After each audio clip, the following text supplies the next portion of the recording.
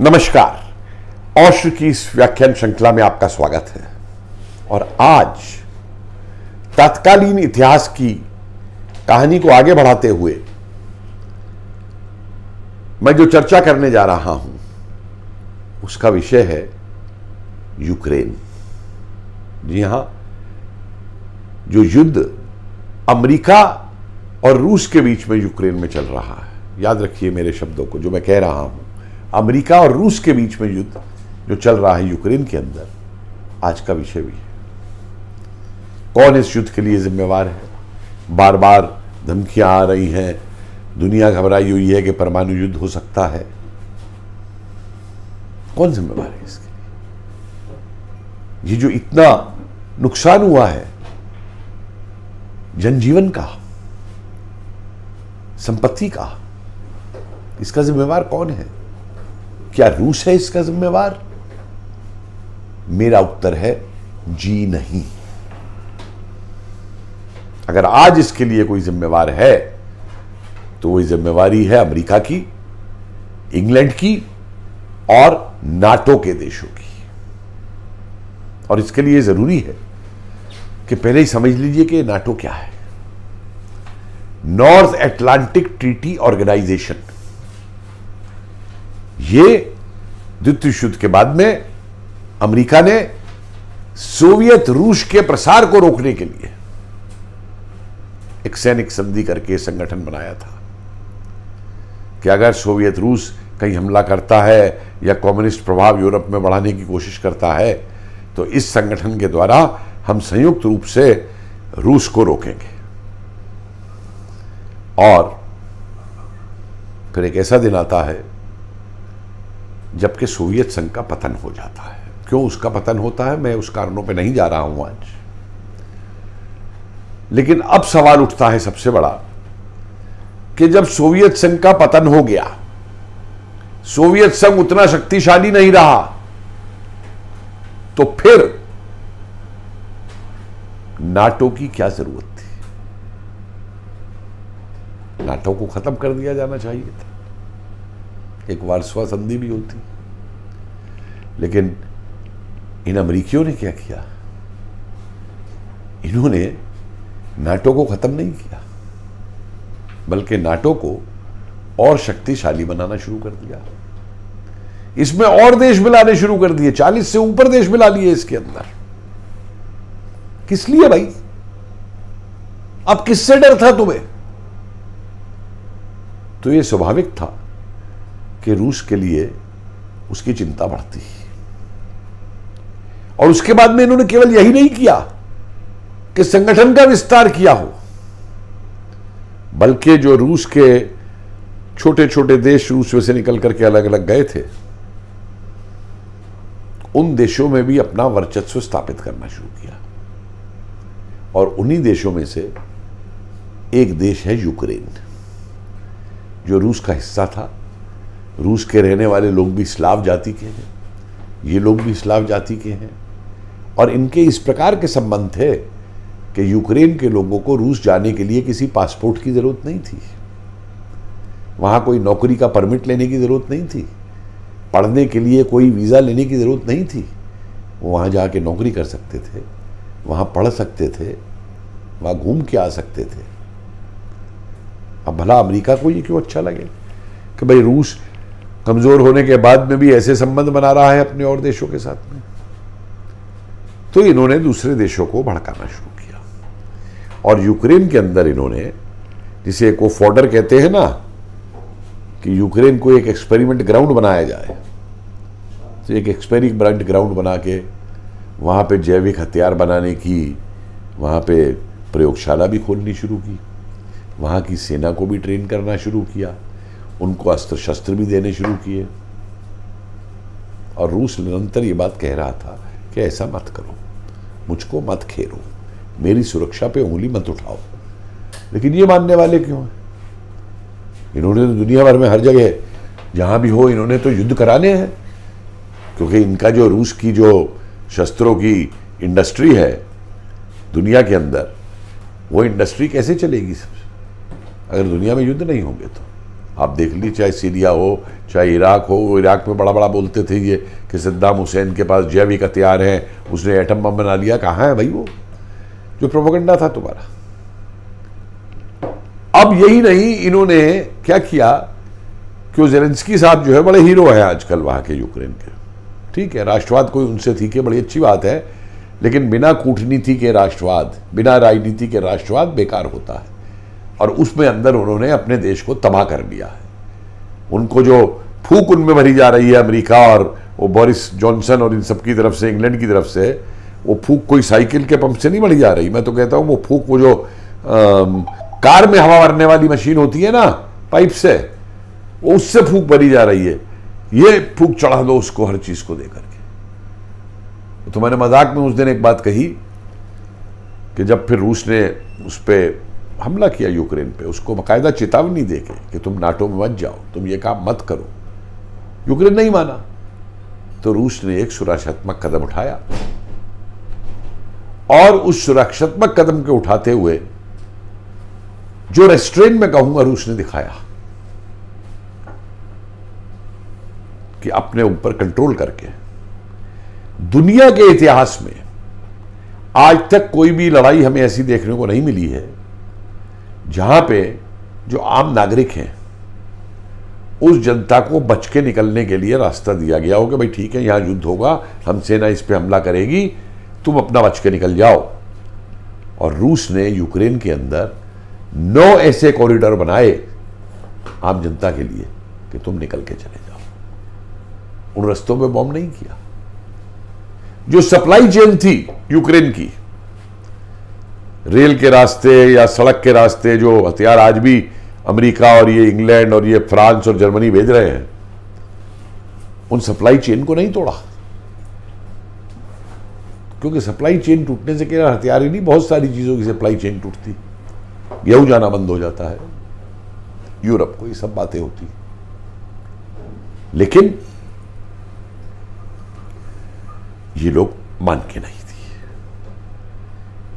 आर्थिक प्रतिबंध की बात की इन्होंने, उसमें इनका तमाशा देखिए कि दुनिया को कहते हैं कि रूस से कोई सामान मत खरीदो, और खुद रूस से तेल लेना और गैस लेना बंद नहीं करेंगे। अभी आंकड़े आए हैं परसों कि $1 बिलियन का व्यापार रूस से इन्होंने पिछले 3 महीने में किया है, गैस और तेल खरीदने का। तो खुद तो तुम ये करो, जर्मनी, फ्रांस और फिनलैंड, और दूसरे देशों को कहो। भारत ने तो बहुत बढ़िया जवाब दिया ना कि जब भारत से कहा गया कि बाइकआउट करो रूस का, तो भारत ने कहा पहले अपने लोगों से तो कराओ बाइकआउट। तुम्हारे साथी जितना रूस से तेल और ये सब गैस खरीदते हैं एक दिन में, हम तो उतना महीने में भी नहीं खरीदते। पहली बार भारत ने सिर उठा करके बात की। अब इसके बाद हम नाटो का सदस्य बनाएंगे यूक्रेन को, ना हम उसे बड़े हथियार देंगे। तो मैं जो कह रहा था मजाक में, मैंने कहा कि यूक्रेन का ज़ेलेंस्की चिल्लाए हमें हथियार चाहिए, हमें हथियार चाहिए। अच्छा बेटा, ये 12 बोर की बंदूक ले लो। फिर वो चिल्लाए, अरे तुम 12 बोर की बंदूक से नहीं मार पाए रूसियों को, अच्छा हम तुम्हें 303 की राइफल देते हैं।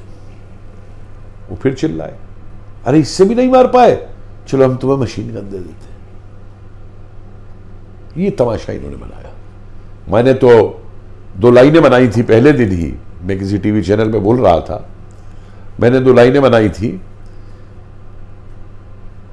कि रूस कह रहा है, कि अमेरिका कह रहा है यूक्रेन से कि चढ़ जा बेटा सूली पर, भला करेगी नाटो।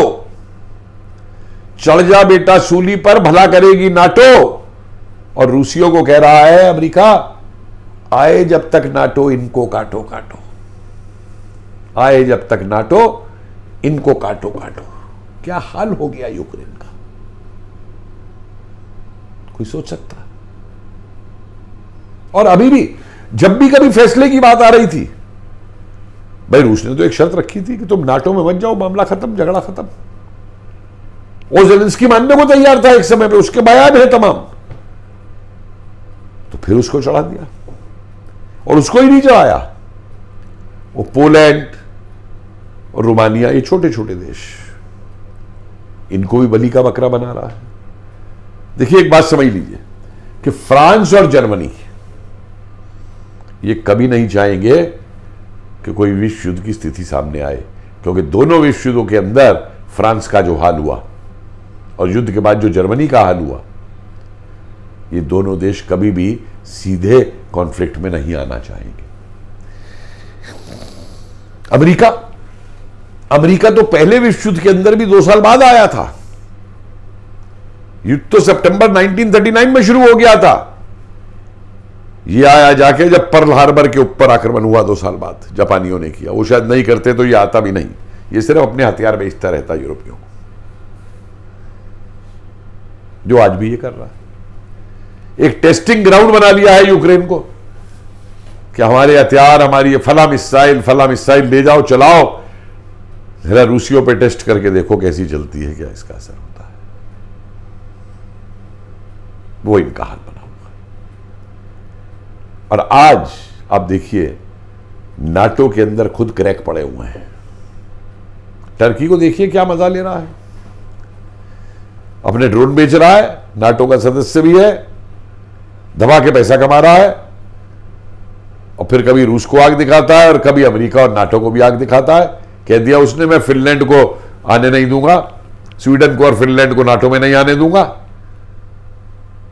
क्या राजनीति है भाई, काहे की नाटो है फिर ये? इन सब चीजों को लेते हुए, और एक छोटी सी बात पे और पूछना चाहता हूं, मैं चीन का बहुत बड़ा विरोधी हूं, लेकिन चीन अगर ऑस्ट्रेलिया के पास सोलमन द्वीप के अंदर अगर अपने प्रभुत्व को बढ़ाता है, तो वहां से हजारों मील दूर बैठा हुआ अमेरिका चिंतित हो जाता है, मेरी सुरक्षा खतरे में पड़ गई। तो भाई फिर अगर यूक्रेन में जो तुम कर रहे थे, उससे क्या रूस की सुरक्षा खतरे में नहीं पड़ रही थी? और यही नहीं करवा रहे थे।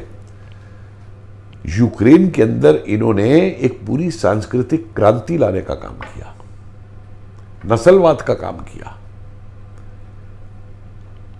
जो कुछ रूसी लोग वहां थे, उन पर किस तरीके के अत्याचार और उनके कत्ल हो रहे थे पिछले 8-10 साल से, जरा उसको भी देखिए, क्योंकि बाहर तो चीज आती नहीं। और इनकी प्रोपेगेंडा मशीनरी शुरू हो जाती है। भाई जवाब नहीं अमेरिका की प्रोपेगेंडा मशीनरी का और मीडिया का, बीबीसी का और CNN का और इनका। मैंने कुछ द्वितीय विश्व युद्ध की प्रोपेगेंडा की इनकी चीजें पढ़ी हैं कि उस जमाने में तो सिर्फ रेडियो होता था या अखबार होता था, तो किस तरीके से इन्होंने आजाद हिंद फौज के खिलाफ प्रोपेगेंडा किया था कि ये तो साहब जापानियों की इंडियन फोर्स है, ये तो अंग्रेजों से लेके जापान का गुलाम बनाना चाहती है हिंदुस्तान को, और नेताजी को जापान का पिट्ठू और पता नहीं क्या क्या शब्द इस्तेमाल कर दिए थे। वही आज कर रहे हैं। कभी कहते हैं साहब पुतिन को कैंसर हो गया, कभी कहते हैं पुतिन पागल हो गया, कभी कहते हैं पुतिन को जहर दे दिया गया, और फिर क्या निकाला कि साहब पुतिन तो दुनिया का सबसे बड़ा युद्ध का अपराधी है, वॉर क्रिमिनल है। इसने वहां पे बड़े सारे नागरिक मार दिए। मैं नागरिकों की हत्या का समर्थक बिल्कुल नहीं हूं, लेकिन एक सवाल पूछना चाहता हूं कि नागरिकों को मरवाया किसने? जब जेलेंस्की यह घोषणा करता है कि हमने 18,000 मशीन गन अपने नागरिकों में बांट दी है, और जब नागरिकों के घरों से किसी सेना के ऊपर गोली चलेगी, तो क्या वो सेना उस गोली का जवाब नहीं देगी? मुझे दुनिया का एक युद्ध बता दीजिए जिस युद्ध के अंदर आम जनता को ना मारा गया हो। अरे भाई ये कोई महाभारत का युद्ध नहीं है कि सूर्यास्त होते ही युद्ध बंद हो जाएगा, या स्त्री के ऊपर गोली नहीं तलवार नहीं चलेगी। और ये वॉर क्रिमिनल, भाई मेरे हिसाब से दुनिया का अगर सबसे बड़ा कोई वॉर क्रिमिनल है तो वो अमेरिकी राष्ट्रपति है जिसने दुनिया में एटम बम बनवाया था, दुनिया के विनाश का अस्त्र। और फिर उससे बड़ा युद्ध का अपराधी वॉर क्रिमिनल वो अमेरिकी राष्ट्रपति है जिसने जापान में हिरोशिमा और नागासाकी के ऊपर एटम बम गिरवाए थे 1945 के अगस्त के अंदर। युद्ध तो खत्म हो रहा था, जापानी विड्रॉ कर रहे थे, जर्मनी सरेंडर कर चुका था, इटली सरेंडर कर चुका था। तो भैया फिर तुमने उस समय जो इनोसेंट बच्चे, बूढ़े, औरतें जापान की थी, जवान तो उनके सैनिक बाहर लड़ रहे थे, तुमने उनके ऊपर एटम बम क्यों गिरवाए? लाखों लोग मारे गए, कितनों के ऊपर रेडिएशन का प्रभाव रहा, आज भी वहां पे पीड़ित है, और वो भी बिना किसी चेतावनी के। आज रूस अगर चेतावनी देता है कि मैं एटम बम इस्तेमाल करूंगा अगर तुम मुझे खत्म करोगे, तो तुमने तो चेतावनी भी नहीं दी भाई। अगर तुम्हें सरेंडर लेना था जापान का तो चेतावनी दे देते कि हम एटम बम यूज करेंगे, नहीं सरेंडर कर दो। तुमने तो वो भी नहीं किया। तो मत भूलिए कि दुनिया के अंदर एटम बम जो है वो अमेरिका ने बनाया और अमेरिका ने ही चलाया। तो कौन है वॉर क्रिमिनल? दुनिया भर के अंदर। जरा ये अपने शीशे पे भी तो ध्यान, शीशे में अपनी शक्ल को देख लें। जितने नरसंहार दुनिया के अंदर अंग्रेजों ने किए, उससे बड़ा नरसंहारी मुझे कोई बता दीजिए। अमेरिका में गए तो जो वहां के निवासी थे, जिन्हें रेड इंडियन बोलते हैं, अब तो खैर नेटिव वो बोलते हैं, लोकल नेशनल्स, उनके कत्ल किए। ऑस्ट्रेलिया में गए तो वहां के अबार्जिनियों जो थे, वहां के आदिवासी थे, उनको ऐसे गोलियां मारते थे जैसे बत्तख को मार रहे हैं। अफ्रीका के अंदर जहां से ये पकड़ पकड़ करके लाते थे, जाल डाल देते थे, आदमियों को भेड़ बकरी की तरीके से पकड़ देते थे दास व्यापार करने के लिए, जाके अमेरिका में दास बना के बेच देते थे। और भाई, हम हिंदुस्तानियों से ज्यादा कौन जानता है कि नरसंहार क्या होता है? कितने नरसंहार इन्होंने भारत में किए। अरे कूका मूवमेंट में 11 साल के बच्चे तक को नहीं छोड़ा था, उस तक को काट दिया था। तोपों के ऊपर लाइन से लाइन लगा करके लोगों को उड़ाया गया, चाहे वो 1857 हो, चाहे उससे पहले के नरसंहार हो। और जो आखिरी नरसंहार इन्होंने किया भारत से जाते जाते, नीलगंज का नरसंहार, उसका तो कहीं जिक्र ही नहीं होता कि एक रात के अंदर आजाद हिंद फौज के 1700 सैनिकों को गोली से उड़ा दिया गया था, नवंबर 1945 के अंदर। और बड़ा हल्ला मचा रहे हैं कि यूरोप के अंदर भूखमरी फैल जाएगी, यूक्रेन से गेहूं नहीं आएगा, रूस से गेहूं नहीं आएगा। अरे भाई, सबसे बड़ा नरसंहार तो दुनिया का चर्चिल ने हिंदुस्तान में किया था, बंगाल में अकाल फैला करके, जिसे मैन मेड अकाल हम बोलते हैं। कोई कमी नहीं थी अनाज की, लेकिन पूरे बंगाल के अंदर किश्तियों के मूवमेंट, उनके चलने पे रोक लगा करके पूरे अनाज के आगे पीछे जाने का रोक लगा दी थी। लोग भूखे मर रहे थे। कलकत्ता के बंदरगाह पे जहाज खड़े हुए थे गेहूं से लदे हुए, उन जहाजों को वहां से यूरोप भेज दिया गया, क्योंकि भारतीय तो नंगे थे, भारतीय तो जानवर है, भारतीयों की कोई उम्र थोड़ा है। और वो चर्चिल, क्या वो मैसेकर नहीं थे? क्या उस चर्चिल को आप युद्ध का दोषी नहीं मानेंगे? तो अपने को भी पहले शीशे में जरा देख लें कि दुनिया को लूट लूट करके तुम जो शक्तिशाली बने हो आज। और ये बोरिस जॉनसन ये समझता है कि आज भी इंग्लैंड का बहुत बड़ा साम्राज्य है, मैं साम्राज्य का प्रधानमंत्री हूं, ये समझता है आज भी इसके उपनिवेश है। अरे दोनों विश्व युद्ध तुम जीत इसलिए पाए थे कि तुमने उपनिवेशों को युद्ध में झोंक दिया था। दोनों विश्व युद्ध तुम जीते हो भारत की वजह से जीते हो, जो भारत के स्रोतों को तुमने लूटा, भारतीयों की मर्जी के बिना उन्हें युद्ध में झोंका और जबरदस्तियां फौजों में यहां से भर्ती कर करके भारतीयों को लड़ने के लिए भेजा वहां पे, और भारतीयों ने अपनी जान दी और अपनी जान गंवाई। इसलिए तुम जीते विश्व युद्ध। अपनी बहादुरी पे तुम कितने युद्ध जीते हो दुनिया के अंदर? अरे भारत में भी तुम कोई अपनी बहादुरी पे युद्ध नहीं जीते थे। वो तो तुम्हारी किस्मत अच्छी है जो इस देश में हमारे कुछ दोषद्रोही पैदा हो जाते हैं हमेशा, जो युद्ध जीत गए तुम। और एक मैं आपको और आखिरी बात कहता हूं, इनकी मानसिकता ही हिंसक है, और ये केवल ऐतिहासिक उदाहरणों के उदाहरण पे नहीं, मैं बहुत वर्तमान का उदाहरण आपको देता हूं। दुनिया में तालिबान को किसने खड़ा किया? ये जो आज फेनेटिक टेररिज्म की बात होती है इस्लाम के नाम पे, इसको जन्म किसने दिया?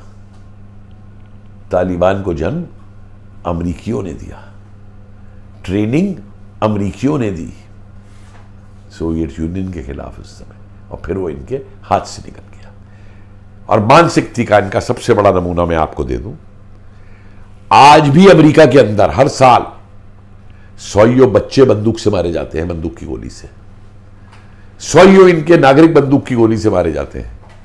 लेकिन ये अपने देश के अंदर शस्त्रों की जो बिक्री है उसके नियम नहीं बना सकता। खुलेआम बेच लो, जो मर्जी रिवॉल्वर खरीद ले, जो मर्जी मशीन गन खरीद ले। क्यों? क्योंकि अमेरिका की जो आर्मामेंट इंडस्ट्री है, जो शस्त्रों के इनके इंडस्ट्रियलिस्ट हैं, वो नुकसान नहीं होना चाहते।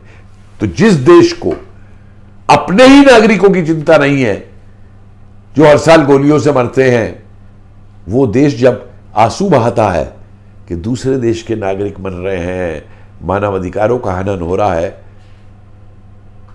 मैं उसे जस्टिफाई नहीं कर रहा, लेकिन मुझे इन पे हंसी आती है कि इनका दोगलापन क्या है। पर्यावरण को लेके सारी दुनिया में हल्ला मचाते हैं। दुनिया भर के जो विकसित राष्ट्र हैं वहां पे एनजीओ को पैसा देते हैं कि विकास के खिलाफ आवाज उठाओ पर्यावरण के नाम के ऊपर। अरे भाई, वो सारे पर्यावरण वाले एक्टिविस्ट कहां भाग गए? एक के मुंह से आपने आवाज सुनी कि युद्ध की इतनी बड़ी बड़ी एक्सरसाइज हो रही है, इतना बारूद समुद्र में जा रहा है, इतना बारूद हवा में जा रहा है, इतने बम की प्रैक्टिस की जा रही है, पर्यावरण दुनिया का खराब हो रहा है। वो ग्रेटा व्रेटा कहां भाग गई सारी की सारी? ये पूरा यूक्रेन का युद्ध जो है, ये दुनिया का पुलिसमैन जो बना बैठा है अमेरिका, और उसका कांस्टेबल साथ में है इंग्लैंड, ये पूरी दुनिया पे काबिज होने का, अपनी सत्ता को बनाए रखने का, अपनी अर्थव्यवस्था को बनाए रखने का, ये इनकी साजिश है। और भारत से आज ये घबराते इसलिए हैं कि एक चीन आर्थिक रूप से खड़ा हो गया तो उसको ये नहीं सह पाए, और अगर कहीं भारत आर्थिक रूप से विकास करके एक आर्थिक शक्ति के रूप में भी खड़ा हो गया तो इनका क्या हश्र होगा, आप ही सोचिए। नमस्कार।